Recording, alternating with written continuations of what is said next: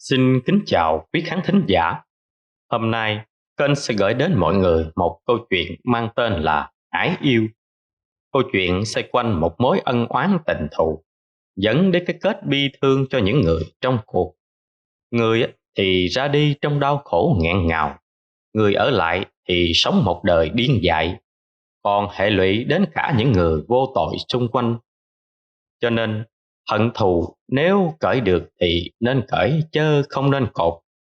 Chúc mọi người có một buổi nghe truyện vui vẻ. Nếu như đây là lần đầu tiên ghé kênh thì hãy subscribe để ủng hộ kênh và theo dõi những câu chuyện tiếp theo. Nếu thấy câu chuyện hay thì bấm like, chia sẻ cho người thân và bạn bè cùng nghe nhé. Yến xếp lại đống hóa đơn, gấp sổ lại và vươn vai một cái. Công việc phải ngồi cả ngày làm con người ta đau nhức uể oải. Ngoài kia phố đã lên đèn. Dẫu cho mới 6 giờ tối, Yến ở Yên Bái xuống Hà Nội học rồi ở lại lập nghiệp. Hiện đang làm kế toán cho một công ty buôn bán vật liệu. Yến đẹp người, đẹp nết. Tuổi đôi mươi có biết bao chàng trai theo đuổi, nhưng cô đều từ chối vì hoàn cảnh nhà mình nghèo quá. Gánh nặng cơm áo luôn đè nặng trên vai cô. Yến chuyên tâm chăm chỉ làm việc.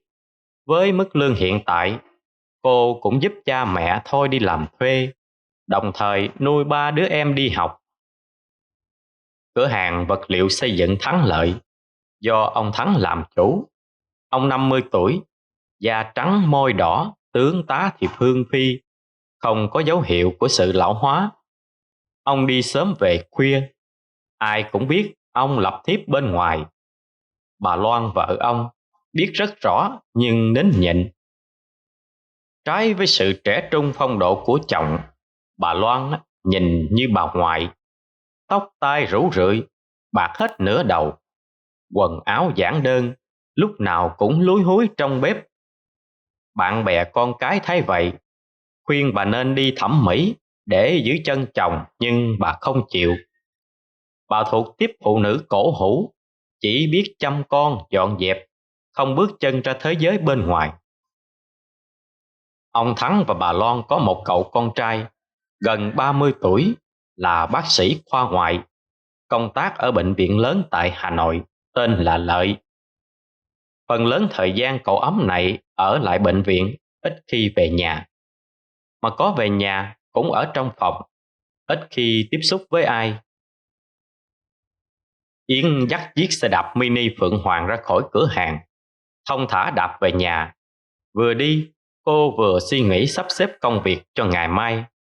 Bỗng rầm một cái, Yến bị hất văng ra xa một đoạn. Lồm cồm bò dậy, chiếc xe đạp của cô vặn vẹo thảm thương. Người tung vào cô nằm bất động trên đất. Xe máy vỡ vụn hư hỏng nặng. Thật đúng là phước đức tổ tông ông bà phù hộ. Yến không sao cả. Cô chạy đến xem người nằm đó có sao không. Khi tháo lớp khẩu trang, cô hốt hoảng la lên: Cậu Lợi! Lợi được đưa vào bệnh viện, bất tỉnh nhân sự. Người nồng nặc mùi rượu.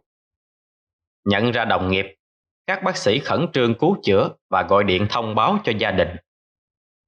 Lợi nằm phòng VIP. Bên cạnh có bà Loan và Yến ngồi trong, không liên lạc được với ông Thắng. Bà Loan quay sang hỏi Yến: Cháu có sao không? Yến nhỏ nhẹ đáp: Dạ cháu không sao ạ. Bà Loan thở dài: Đây là lần đầu tiên thằng bé nó uống say như thế này. Không biết có chuyện gì. Về gần đến nhà rồi mà còn xảy ra chuyện. Mai cả hai đứa không sao. Thôi cháu cứ về nghỉ đi. Mai mà đau thì đừng có đi làm. Đến bệnh viện kiểm tra, mọi chi phí bác sẽ gửi. Yến lắc đầu: Cháu không sao thật mà. Cháu sẽ ở lại đây với bác. Khi nào bác trai đến thì cháu về ạ. Thế nhưng đến sáng cũng không liên lạc được với ông Thắng. Bà Loan đành để Yến ở lại tiếp tục với Lợi. còn mình thì về trông coi cửa hàng. Gần trưa thì Lợi tỉnh, đầu đau nhức xoay vòng. Tạm thời anh ta chưa thể nhớ ra điều gì. Liếc nhìn xuống cạnh giường, một cô gái đang ngủ cục, mái tóc đen mượt, khuôn mặt thanh tú, làn da trắng hồng. Nàng quả là mỹ nhân diễm lệ. Lợi nghĩ bụng rồi lặng yên ngắm nhìn. Bỗng cửa bật mở, trưởng khoa bước vào. Ông cười và nói lớn: Vậy rồi hả ông Tánh? Ôi giời ơi, uống ở đâu mà bí tỉ thế kia? Nghe tiếng động, Yến giật mình, luống cuống đứng dậy chào, khuôn mặt không giấu được vẻ mệt mỏi. Vị trưởng khoa nháy mắt với Lợi: Kinh nhé, ai đây, xin đáo để nhờ.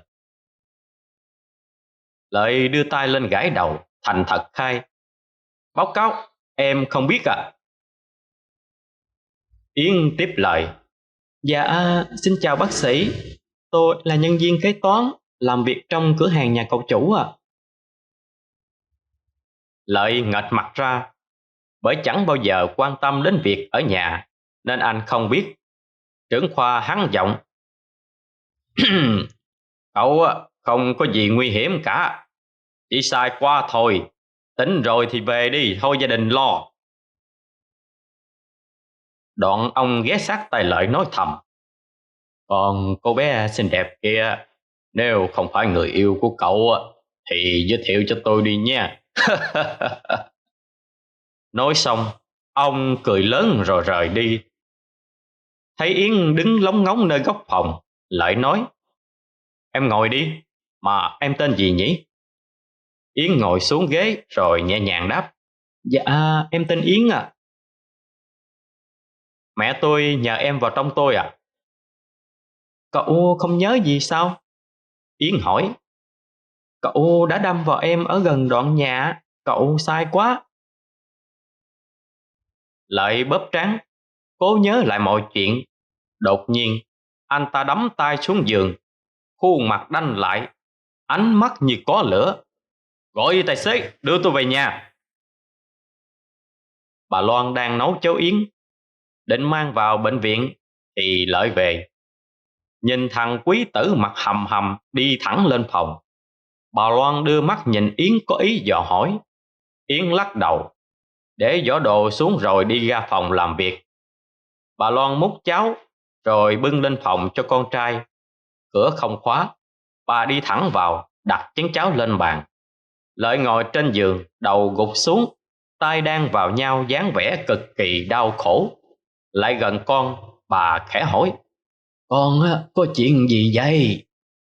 Lợi đứng dậy, ra chốt cửa xong, anh ta quay lại nhìn mẹ với cặp mắt đỏ ngầu.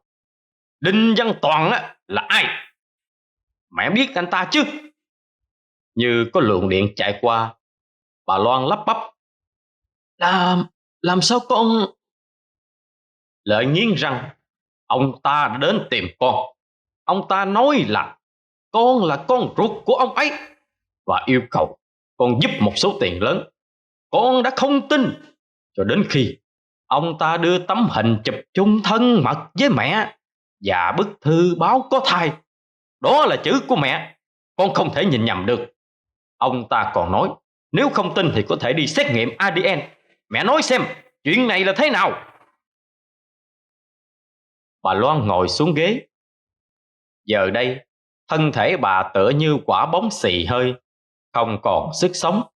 Sự thật này bà không thể giấu nữa rồi. Chỉ là cái tên khốn nạn kia năm xưa đã bỏ rơi bà, giờ lại quay về làm cuộc sống của bà xáo trộn. Nước mắt lã chả rơi, bà kể: Đôi mươi, mẹ cũng mộng mơ, nhưng ông ngoại là người giàu có, lại gia trưởng nên kén rễ môn đăng hộ đối. Chỉ là nhan sắc của mẹ không nổi bật, nên các công tử nhà giàu chẳng chọn. Mẹ quá lứa lỡ thời thì ông ngoại cũng quyết không gả cho trai làng bình thường. Sao mẹ quen một người lai buôn tên Toàn, chuyên buôn giải. Thời đó đang bao cấp, buông dãi bị cấm, lén lút gặp nhau mà mẹ mang bầu. Tên Toàn kia cao chạy xa bay, ông ngoại biết được bèn gả mẹ cho con trai của một gia đình nghèo làng bên, đó là ba Thắng bây giờ. Sau đó không lâu, mẹ nghe tin tên Toàn bị bắt đi vào tù, mất liên lạc từ đó. Lợi chậm hai tay vuốt mặt, run giọng hỏi: Ba có biết việc này không? Bà Loan lắc đầu: Không. Lợi nhìn mẹ: Tại sao ba mẹ không sinh thêm con nữa? Là do ba không có khả năng hay là... Bà Loan nhắm mắt, lệ trào ra như dòng suối. Bà nghẹn ngào: Là do ông ngoại. Ông đã bí mật cho ba con uống một loại thuốc để cả đời vĩnh viễn vô sinh. Ông ngoại sợ con sẽ bị hất hủi nên làm như vậy. Mẹ thật sự xin lỗi. Hai mẹ con ôm nhau khóc. Phía ngoài cửa phòng, ông Thắng đã về từ bao giờ. Ông đứng im nghe hết câu chuyện. Sau đó ông nhếch mép cười rồi bỏ đi. Tại căn biệt thự ven đô, ông Thắng nằm gối đầu lên đùi của một người tình, mắt liêm diêm. Người tình của ông là bà Lụa, cũng đã ngoài tứ tuần, nhưng nhan sắc đầm thắm, khuôn mặt phúc hậu hiền lành. Bà thò tay vân vê mái tóc của ông Thắng rồi khẽ hỏi: Mình ổn chứ? Ông Thắng vẫn không mở mắt mà gật đầu: Có gì mà không ổn. Tôi biết chuyện cũng gần 30 năm rồi. Chỉ là tôi đang đợi họ hạ màn thôi. Bà Lụa thở dài, nhẹ nhàng hỏi tiếp: Mình định sẽ thế nào? Mở mắt và ngồi dậy, ông Thắng nhìn người tình chua xót nói: Vết thương gần 30 năm mà chẳng thể lành, cứ động vào là chảy máu. Tôi buộc phải cưới Loan để trả nợ cho gia đình. Tôi đã phản bội lời thề hẹn với mình. Vậy mà mình không trách tôi, lại hy sinh cả tuổi xuân để ở cạnh tôi mà chẳng có chút danh phận như thế này. Tôi xót lắm. Bà Lụa nhìn vào mắt ông Thắng mỉm cười: Em đã được ở cạnh anh gần suốt 30 năm. Đó là hạnh phúc lớn lao rồi. Mình đã yêu thương chăm sóc em, lo lắng cho gia đình em. Em phải cảm ơn mình mới đúng. Ông Thắng nắm tay người tình: Tôi không thể cho mình đứa con. Mình không trách tôi chứ? Lụa lắc đầu: Đâu phải lỗi của mình, là do người ta thâm hiểm, họ hãm hại mình mà. Nhưng mình đã biết bí mật này 20 năm rồi. Mình định giữ đến bao giờ? Ông Thắng hừ mũi, mặt đanh lại: Chưa đến lúc. Dạo này Lợi xuyên về nhà hơn, thường dùng cơm với gia đình. Thường xuyên cùng ông Thắng ngồi uống trà xem tivi, phần vì Lợi thương và xót xa cho ông Thắng, phần vì anh ta lén ngắm nhìn Yến. Kể từ ngày Lợi đâm sầm vào Yến, Lợi cũng đã biết nhớ nhung, quan tâm đến một người. Lợi chủ động tiếp cận Yến mọi lúc có thể, còn về sớm giúp Yến cộng sổ. Bà Loan biết hết. Bà cũng hài lòng vì Yến là một cô gái tốt. Bà thầm mong đôi trẻ nhanh tiến độ để về chung một nhà. Đương nhiên, ông Thắng cũng biết chuyện này. Ông âm thầm theo dõi và đầu lóe lên một toan tính. Ông tăng lương cho Yến. Yến bất ngờ và vui. Lương tăng gấp đôi, công việc thì giảm đi một nửa. Yến dần thay bà Loan quản lý một số công việc. Thỉnh thoảng, ông Thắng còn dúi vào giỏ của Yến từng cọc tiền dày cộm và nói: Mua cái gì ngon mà ăn, xăm đồ hiệu mà mặc. Cô chủ thì không thể quá tền toàn được. Một buổi sáng sớm, Yến đang sửa soạn đi làm thì được điện thoại từ ông Thắng. Cháu ra xe, bác chờ. Ông chở Yến đi ăn sáng xong, đưa Yến đến cửa hàng xe máy, sắm cho Yến con SH nhập. Làm hồ sơ xong xuôi, ông nói nhân viên giao xe về tận nhà cho Yến, rồi rủ cô đi ăn mừng. Ăn xong, ông đưa cho Yến một túi vải màu đỏ và nói: đây là bùa may mắn, giúp phát đạt trong làm ăn. Cháu bỏ vào giỏ sách và luôn mang theo bên mình. Cháu quản lý công việc của ta sẽ tốt hơn, kiếm thêm nhiều tiền cho ta. Yến nghe vậy mừng lắm, cầm lá bùa bỏ vào ngăn trong của cái ví. Lạ thay, kể từ hôm đó, tình cảm của Yến bỗng dưng thay đổi. Yến vẫn ở bên Lợi, vẫn trong danh phận là cô chủ tương lai, nhưng trong đầu Yến, hình bóng ông Thắng ngày càng hiện hữu. Cô không thể thôi nghĩ về ông, không thể khống chế tình cảm của mình. Cô bắt đầu nhìn ngắm ông mọi lúc mọi nơi, luôn tạo tình huống để tiếp cận trò chuyện cùng ông. Những lúc như vậy, trên môi ông Thắng nở một nụ cười thỏa mãn. Lợi vẫn không hay biết gì, anh vẫn đưa Yến đi chơi khắp nơi, giới thiệu cùng bạn bè, đồng nghiệp. Một hôm, Lợi đưa Yến đi ăn tối cùng bác sĩ trưởng khoa. Lúc Yến vào nhà vệ sinh, trưởng khoa nhìn Lợi hỏi nhỏ: cậu thiếu tự tin đến vậy sao? Sao ạ? Lợi ngạc nhiên hỏi lại: cậu dùng bùa ngải trối cô ấy à? Không ạ. Nhưng sao anh biết? Lợi nghi hoặc hỏi: cậu quên bố tôi là thầy à? Mắt cô ấy lạc thần rồi, ấn đường đen và cơ thể phát ra một mùi ngải đặc trưng. Tôi đã từng gặp cô bé hôm cậu gặp tai nạn. Hôm ấy cô ta khác xa bây giờ. Lợi cười: sếp đa nghi quá đấy ạ.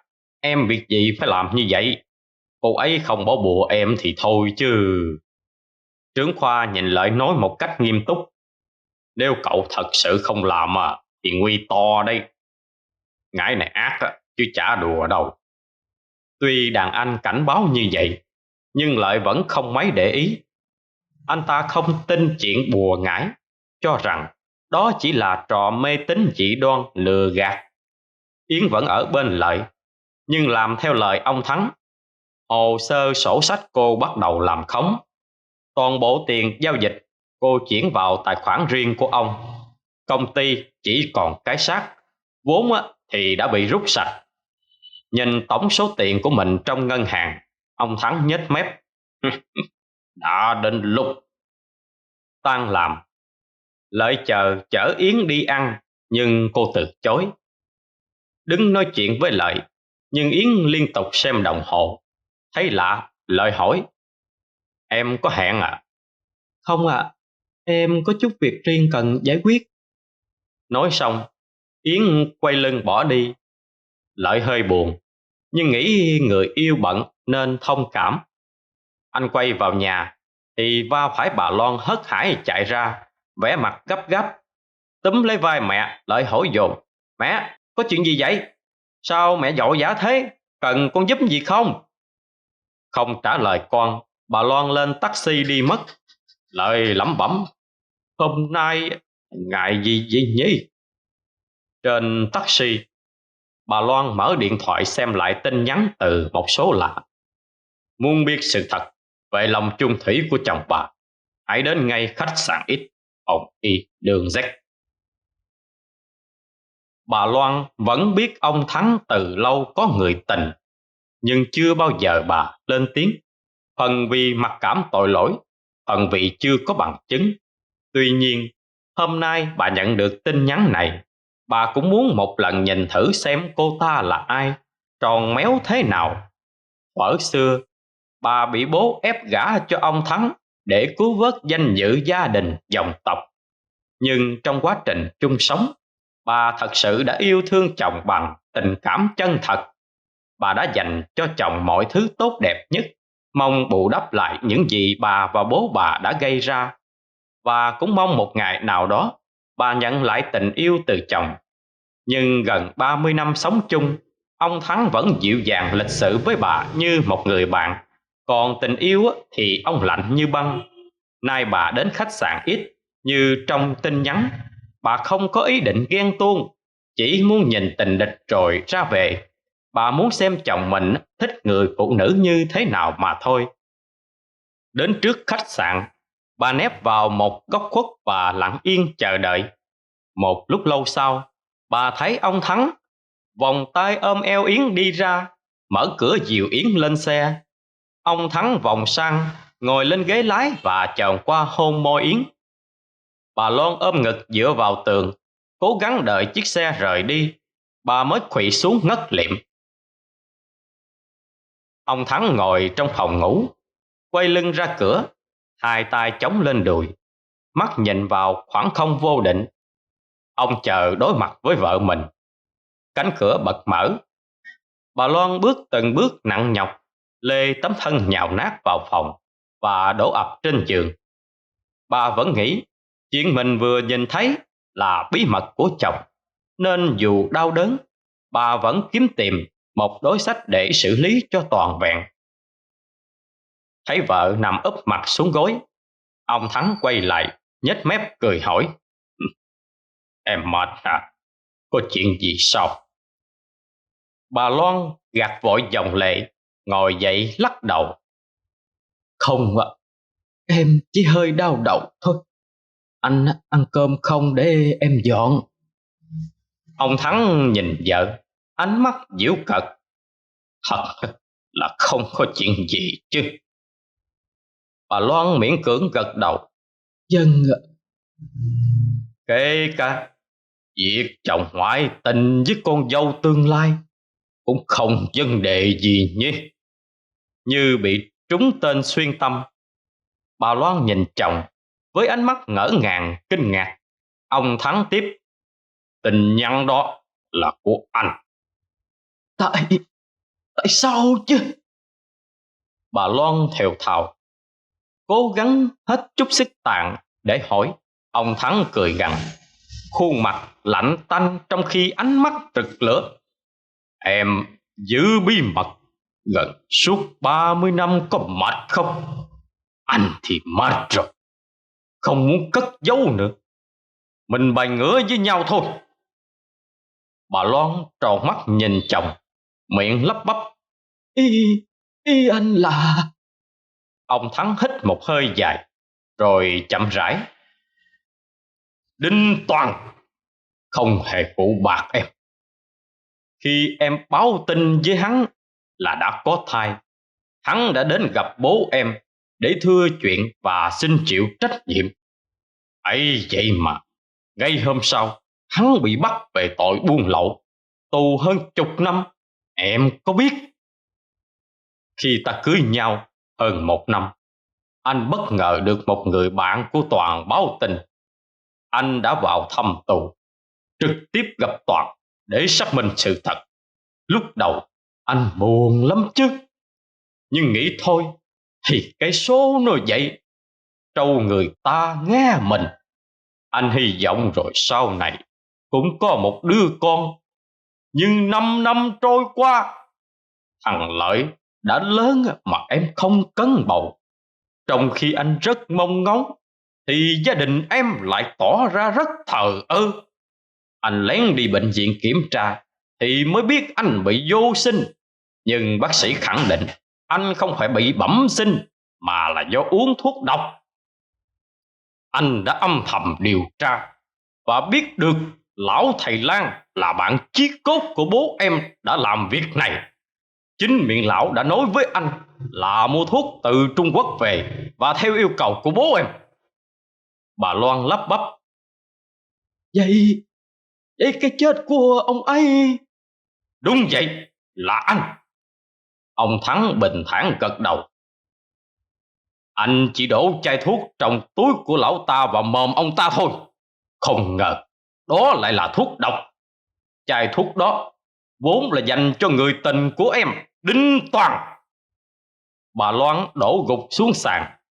Bà không còn sức để khóc.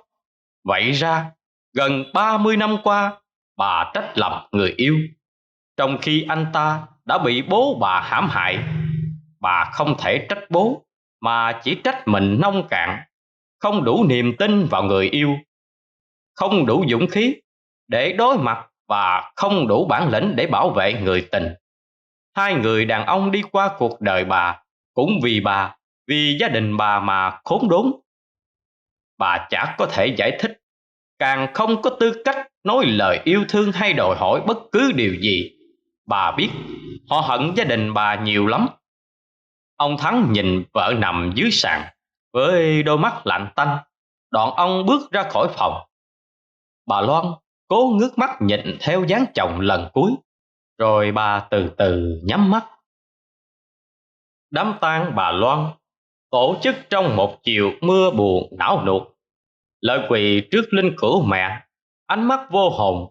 Anh là bác sĩ mà không biết mẹ bị trụy tim, học hành cho lắm, bằng khen treo đầy để làm gì mà không cứu được mẹ.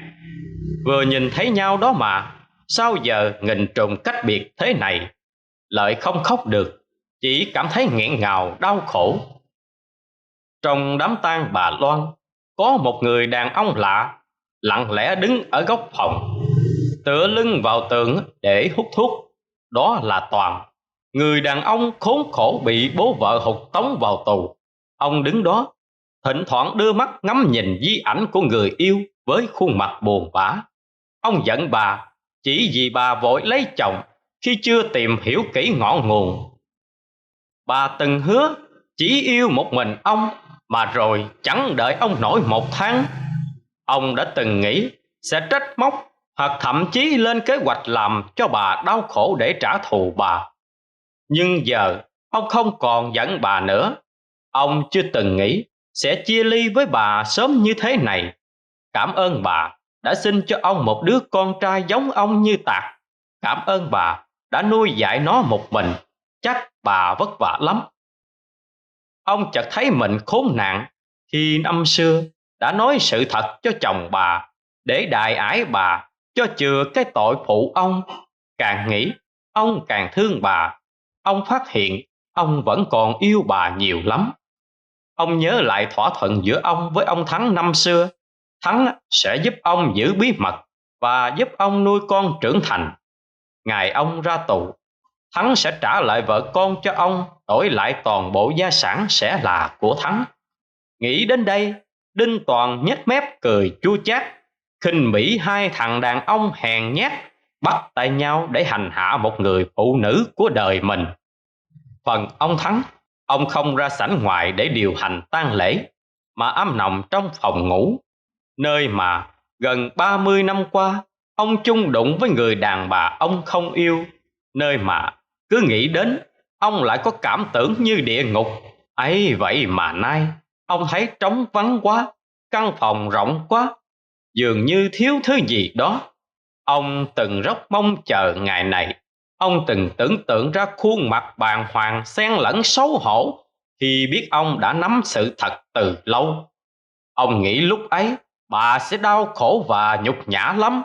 Bố bà sẽ không thể nhắm mắt siêu thoát khi thấy con gái bị hành hạ như vậy. Ông nghĩ đó là trò trả thù thâm độc nhất. Tuy nhiên sau này ông không vui. Ông nằm trên giường và nhớ lại hình bóng tất bật của bà. Giờ này mỗi ngày bà đang dọn cơm, bất giác ông rơi nước mắt. Có tiếng gõ cửa. Ông lấy tay lau nước mắt rồi ngồi dậy nói: "Vào đi." Cửa mở. Yến nhẹ nhàng bước vào và bấm chốt cửa. Bước tới cạnh ông, cô quỳ xuống, tựa đầu lên đùi ông và nhắm mắt chờ đợi. Ông Thắng thở dài và nói khẽ: "Cô ra ngoài lo việc đi. Này nhà tang tóc, tôi không có hứng thú." Yến dạ nhỏ và đi ra ngoài như một cái máy. Còn lại một mình, ông Thắng ngồi suy nghĩ mông lung. Yến chỉ là con cờ để ông trả thù, và cũng là tay sai đắc lực để ông lấy sạch tài sản, coi như công chịu đựng của bản thân trong thời gian qua. Giờ bà Loan mất rồi, ông không cần phải lén lút nữa. Công ty và điền sản nghiễm nhiên là của ông, có Yến hay không chả cần thiết. Nghĩ đến đây, ông vui trong bụng, cảm giác tiếc thương thoáng qua đã biến mất. Đã diễn thì phải diễn cho tròn vai. Với lấy cái áo tang mặc vào, ông trưng ra bộ mặt buồn khổ mò ra tang lễ. Lợi vẫn quỳ bên linh cữu mẹ. Khi bác sĩ trưởng khoa đến viếng, Lợi cũng không buồn tiếp đón. Thắp nhang xong, trưởng khoa đến bên Lợi ngồi xuống, vỗ vai anh an ủi: "Gắng lên nha, đừng để bản thân đổ bệnh đây. Yên đâu, nãy giờ anh không thấy." Lợi đưa mắt nhìn quanh, chẳng thấy người yêu nên Lợi lấy máy ra rọi. Một lúc sau, Yến từ sau nhà đi lên, khuôn mặt lạnh lùng, mắt nhìn vô định, thần sắc u tối. Trưởng khoa kéo Lợi ra một góc rồi nói: "Anh Bảo này, giờ cậu bị yểm bùa thật đấy. Tối nay cậu pha ít thuốc này cho cô ta uống, đồng thời đeo cái vòng này vào tay cô ấy. Cậu sẽ thấy chuyện tiếp theo." Lợi ngập ngừng: "Nhưng mà không nhưng nhị gì cả. Cậu quên ông già anh là thầy à. Chỉ là không rõ pháp lực của kẻ yểm cao thấp thế nào. Tuy nhiên, phép của nhà anh cũng có tác dụng nhất định, nhớ dùng đấy." Lúc khách về hết, Lợi tần ngần một lúc rồi đưa cho Yến ly nước cam. Không chút nghi ngờ, Yến đón lấy uống cạn. Xong, Lợi đeo cái vòng màu ngọc bích vào tay Yến, nhỏ nhẹ nói: "Quà của anh đấy, đừng có tháo ra nha." Trời chuyển dần về khuya, mưa vẫn rơi rã rích. Yến vẫn ở sảnh tang cùng Lợi, còn ông Thắng thì đã đi nghỉ. Không gian lạnh lẽo thê lương, kèm tiếng tụng kinh và nhạc cò ảo não. Lợi phủ phục bên linh cữu của mẹ, nhưng mắt thỉnh thoảng vẫn liếc về phía Yến. Ông Thắng nằm một mình trong phòng. Lạ thay, càng lúc ông càng thấy nóng. Với tay bật cái quạt số lớn hơn, nhưng mồ hôi đổ thành từng hột. Một cảm giác nóng rát khắp cơ thể, tựa như ông đang đứng cạnh một đống lửa lớn. Ông ngồi dậy, cởi hết quần áo và bước vào phòng tắm xả nước. Ngay lập tức, người ông lại lạnh cống như có băng tuyết phủ vào. Run lập cập, ông lết lên giường trùm kín chăn. Yến đang ngồi im, bỗng ngỏ ngoại như bị ngứa. Cô gãi hai cánh tay, gãi cằm, rồi với tay ra sau gãi lưng. Dáng vẻ uốn éo kỳ dị. Phát hiện điều bất thường, Lợi đến đỡ người yêu và hỏi: "Em có sao không?" Yến nhìn Lợi, đôi mắt trợn tròn trắng dã, miệng lắp bắp và cứng ngắc. Chỉ nói được vậy, Yến ọc ra một thứ chất màu đen ngòm thối rắm. Tay chân co quắp, Lợi kinh hãi nhìn Yến rồi lật đật gọi cho trưởng khoa: "Anh Mạnh ơi, vợ em có chuyện rồi." Yên đấy, đừng có động vào, anh đến ngay. 10 phút sau, trưởng khoa Mạnh có mặt. Anh ta lấy vào một đạo bùa đốt lên và hơ quanh người Yến. Tiếp đến, anh ta lấy ra một cây kim bạc, chích vào giữa ấn đường và nặn ra một giọt máu đen thui tanh tưởi. Lợi lắp bắp: Ôi trời ơi, không thể tin được." Mạnh gật đầu: "Chúng ta là bác sĩ, cần phải tin và chấp nhận chuyện tâm linh mới có thể cứu người. Những trường hợp bị hiểm như thế này mà đưa đến bệnh viện, chỉ cần tiêm vào một mũi thuốc là bệnh nhân chết ngay. Anh đã nói với cậu vợ cậu dính ngải mà không tin. Liệu cô ấy có sao không anh?" "Không sao, chút nữa là tỉnh. Nhưng kẻ yểm ngải thì có sao đấy. Loại ngải này dùng máu của kẻ yểm mà luyện thành, cho nên khi giải ra, kẻ bỏ ngải sẽ chịu tổn thất rất lớn. Nhẹ thì thất trí điên loạn, nặng thì vong mạng." Nằm một chút thì Yến cử động rồi mở mắt. Thấy Mạnh, cô lật đật ngồi dậy cúi đầu chào rồi lý nhí hỏi: "Em bị sao ạ? Sao lại nằm dưới sàn thế này?" "Em có nhớ chuyện gì xảy ra không?" Lợi hỏi. Yến chưa kịp trả lời thì một tiếng gào thất thanh vang lên ở trên lầu. Tiếng của ông Thắng. Chưa kịp hiểu chuyện gì xảy ra thì thấy ông Thắng, người trần như nhộng, lao xuống cầu thang miệng la lớn: Nông, nông qua, cứu tôi với, nông chết mất thôi. Rồi ông trượt chân, lăn xuống hết các bậc tam cấp và nằm sóng xoài. Mạnh đưa mắt nhìn Yến. Cô hai tay bịt miệng, mặt cắt không còn một giọt máu. Lợi chạy đến đỡ ba mình, miệng gọi lớn: Bố ơi, bố bị sao thế này? Anh Mạnh ơi, cứu giúp em với. Mạnh lắc đầu: Việc này nằm ngoài khả năng. Xin lỗi vì anh không can thiệp được. Quay lại phía Yến, Mạnh nói nhỏ: Ông ta từng đưa cho cô cái gì lạ thì đốt đi. Hy vọng mọi chuyện không đi quá xa. Sau đám tang bà Loan, ông Thắng ngày càng điên dại. Ông quên hết mọi người, không thể tự chăm sóc bản thân. Lợi phải thuê 2 vệ sĩ lực điền để kèm ông ở nhà, ngăn không cho ông ra đường quậy phá. Sau 49 ngày của mẹ, Lợi rất ngạc nhiên khi có một người phụ nữ ghé thăm. Đó là bà Lụa. Bà tìm đến để kể cho Lợi nghe về tất cả sự thật về mâu thuẫn của đời trước. Ông Thắng và Lụa từng là thanh mai trúc mã, tuổi trẻ, đã có tình yêu đẹp và nhiều mộng mơ. Tuy nhiên, nhà ông Thắng rất nghèo. Bố ông lại bị bệnh hen suyễn nặng, mất hết sức lao động mà phải thuốc thang chữa chạy triền miên. Nhà lâm vào tình cảnh nợ nần không lối thoát. Khi được bố bà Loan đề nghị chọn làm rể, mẹ ông Thắng đã ép ông phải chấp nhận để đổi đời, dẫu cho ông Thắng một mực từ chối. Tuy nhiên, chữ hiếu để trên đầu, không thể nhìn bố mình bị bệnh tật hành hạ. Ông Thắng đã cố đồng ý mà cưới bà Loan. 1 năm sau, ông Thắng biết được tin đứa con bà Loan đẻ ra là của ông Toàn. Oái âm hơn là ông Toàn bị bỏ tù do bố bà Loan hãm hại. Bố bà Loan còn thuê một ông thầy lang làm thuốc độc cho Toàn ra tù sẽ nhổ cỏ tận gốc. Không ngờ ông Thắng biết được, dùng chính chai thuốc độc dược đó giết chết thầy lang. Ông Thắng còn được chính bố vợ mình cho uống thuốc vô sinh, nên nuôi hận trả thù. Ông quay lại với bà Lụa để bà Loan bao năm tháng lạnh lùng chăn đơn gối chiếc, khoác khoải chờ đợi tình yêu từ chồng. Việc ông bỏ ngải Yến cũng nằm trong kế hoạch rửa hận, lấy hết tài sản rồi cao chạy xa bay.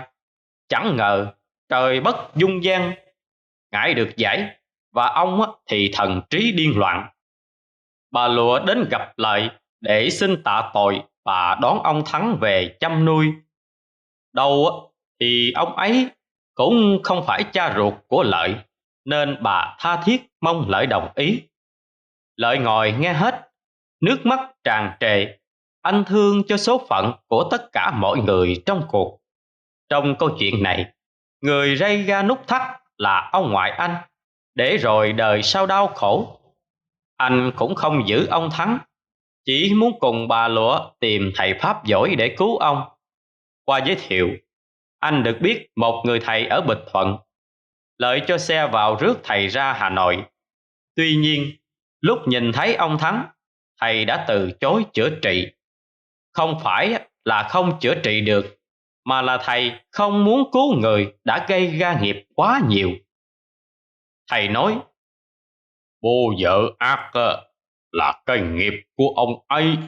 Tuy nhiên, sự độc ác ấy xuất phát từ tình yêu của người cha dành cho con gái độc nhất mà ông ta luôn xem như báu vật. Đồng ý là bà Loan cũng do gia đình và bản thân ông Thắng quyết định thu bỏ người yêu, chọn lấy vợ giàu để đổi giận. Ông Thắng đã được tội ý ăn trắng mặt trơn để trở thành một ông chủ giàu có suốt bao năm. Ông đã giúp cha mẹ trả nợ, bao nuôi người tình và sống xa hoa. Không có gì tự nhiên mà đến, đã đánh đổi thì phải biết chấp nhận.